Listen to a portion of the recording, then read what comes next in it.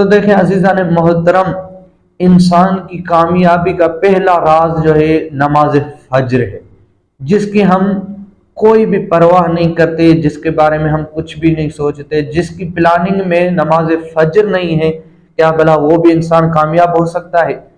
تو انسان کو اگر دنیا و آخرت میں کامیاب ہونا ہے تو ضروری ہے کہ اسے نماز فجر کی پلاننگ کرنی چاہیے۔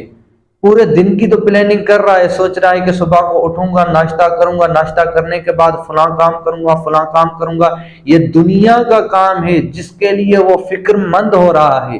لیکن وہ عبادت جو اللہ کی عبادت ہے، جس کے لیے انسان کو پیدا کیا گیا ہے، جیسے کہ اللہ فرماتے ہیں بسم اللہ الرحمن الرحیم اقیموا الصلاۃ وآتوا الزکوٰۃ، نماز قائم کریں۔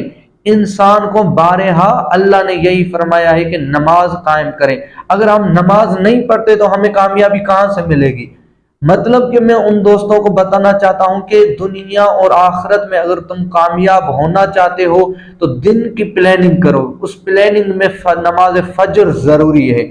جب تم نماز فجر شروع کرو گے، نماز فجر پڑھنا شروع پڑھو گے تو یقین کریں آپ کی زندگی میں ایک تبدیلی نمودار ہوگی، اور اس تبدیلی کی وجہ کیا ہوگی؟ وہ نماز فجر ہوگی، جس کی وجہ سے آپ کی دنیا بھی تبدیل ہو جائے گی، آخرت بھی، دنیا میں بھی کامیاب ہوں گے اور آخرت میں بھی۔ بس کریم اللہ سے یہی دعا ہے کہ کریم اللہ ہمیں نماز فجر پڑھنے کی توفیق عطا فرما۔